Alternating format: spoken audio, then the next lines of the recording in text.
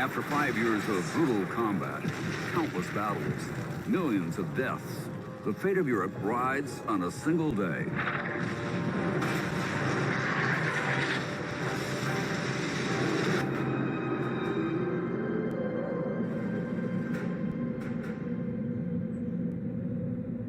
For more than 2 years, the Germans have been preparing for the Allied invasion of Europe.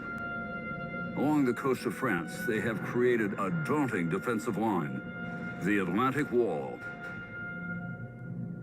Millions of tons of steel and concrete, laced with mines and mortars and machine guns, defended and reinforced by 500,000 German troops. It is the work of Hitler and his seasoned field marshal, Erwin Rommel. The war will be won or lost on the beaches. Just across the English Channel, the Allies are preparing the largest amphibious and airborne invasion the world has ever seen, Operation Overlord. More than 1 million Americans, British, Canadians, and other allies are involved. Through the spring of 1944, Allied air forces have been pounding the Germans in Western Europe, destroying their aircraft and transportation systems. The Allies now have a critical asset: control of the air. The invasion remains a huge gamble. No one has ever attempted to move this many men and machines over water. Recent Allied amphibious landings at Salerno and Anzio in Italy almost ended in defeat. The key is surprise, keeping the where and the when of the attack a mystery. The Allies' first launch is a false start. Facing stormy seas and high winds, General Dwight Eisenhower recalls the fleet. After all the meticulous planning, the fate of the free world seems at the mercy of the weather. Then, good news. A clearing is predicted. Early on June 5th, Eisenhower gives the order to attack June 6th. Soldiers, sailors, and airmen of the Allied Expeditionary Force, you are about to embark upon the Great Crusade. Under a cloak of secrecy, a massive armada sails. 150,000 troops, more than 6,000 vessels and landing craft, backed by thousands of aircraft, focused on 5 Normandy beaches.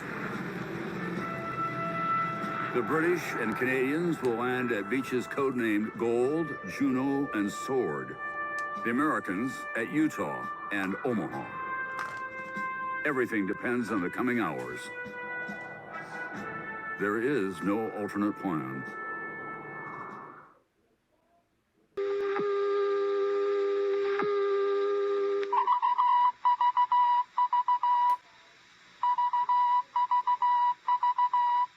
This is Robert St. John in the NBC newsroom in New York. Ladies and gentlemen, we may be approaching a fateful hour.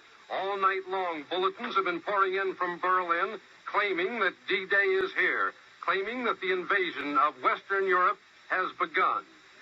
Let me read you several of the latest bulletins. One says that a report, unconfirmed by Allied sources, of course, says that heavy fighting is taking place between the Germans and invasion forces on the Normandy Peninsula, about 31 miles southwest of Le Havre. Another bulletin, also from Berlin radio and unconfirmed, says that British-American landing operations against the western coast of Europe from the sea and from the air are stretching over the entire area between Cherbourg and Le Havre, a distance of about 60 miles.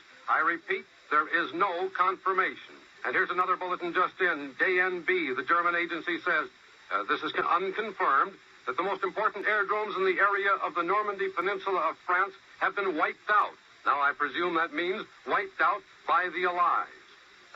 As you may have heard on earlier broadcasts, all 3 German news agencies have begun broadcasting these stories that the invasion is here. But there is no Allied confirmation as yet. The first report came out shortly after midnight, and since then we've been flooded with reports from Berlin. Paris radio, strangely enough, has not confirmed any of these reports. And now we have just been informed that we can expect in a very few seconds, a very important broadcast from the British capital. And so now we take you to London. The text of communique number 1 will be released to the press and radio of the United Nations in 10 seconds. Repeat, 10 seconds from now.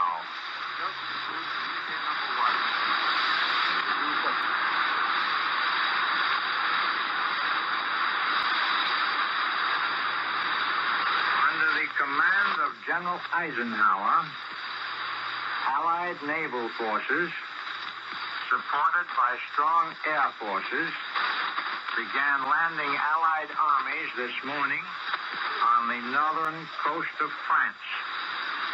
The communique will be repeated.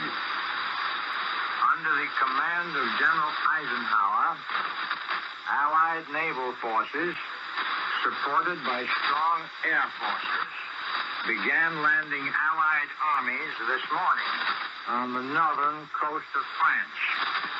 This ends the reading of communique number 1 from Supreme Headquarters, Allied Expeditionary Force.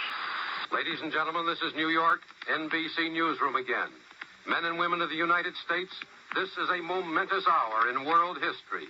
This is the invasion of Hitler's Europe, the 0 hour of the Second Front. The men of General Dwight Eisenhower are leaving their landing barges, fighting their way up the beaches into the fortress of Nazi Europe. They are moving in from the sea to attack the enemy under a mammoth cloud of fighter planes, under a ceiling of screaming shells from Allied warships. The first news flashes do not say, but a large proportion of this assault is believed to be in the hands of American men. They are making the attack side by side with the British Tommies who were bombed and blasted out of Europe at Dunkirk. Now, at this hour, they are bombing and blasting their way back again. This is the European front, once again being established in fire and blood, not only by the Americans and British, but by many allies in the fight against Axis aggression.